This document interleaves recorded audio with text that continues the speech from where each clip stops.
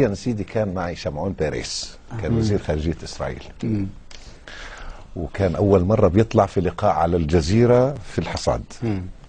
فكان لا طلع سابقا 96 في أثناء المؤتمر الاقتصادي وقابلنا. أو أنا بقول على الحصاد معي، على أقل شيء معي. نعم. فسامي حداد أنت ما كنتش موجود.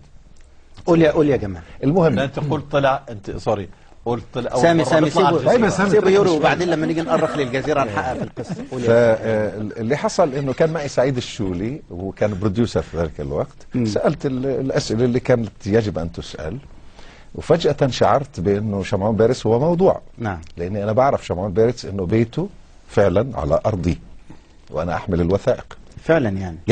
أنا أحمل الوثائق. فاللي حصل أنه طلبت من سعيد، قلت له أرجوك على الهواء بس سؤال واحد. فقال يلا اسأل. فقلت له لا قول لنا سألته ازاي. سألته قلت له شمعون بيرس بيتك على أرضي، أنا أملك الوثائق، إمتى اللاجئين بدهم يرجعوا؟ طبعا قلبت الدنيا. المدير قعد يدور علي، سكرت التليفون ورحت سألت مراد، قلت لها يا مراد دوري لي بسرعة على كوشان لاند لأنه لازم أكون مسلح بوثائق. نعم. فجبت الكوشان ورحت ثاني يوم على الدوام. ناداني المدير، شو اللي سويت؟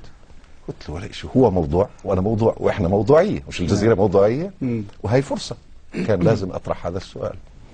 فقال لي خلص روح ما عليك شيء. واحدة تانية بسرعة. واحدة تانية من القفشات، كان في مسابقة لملكات الجمال الكبار في السن.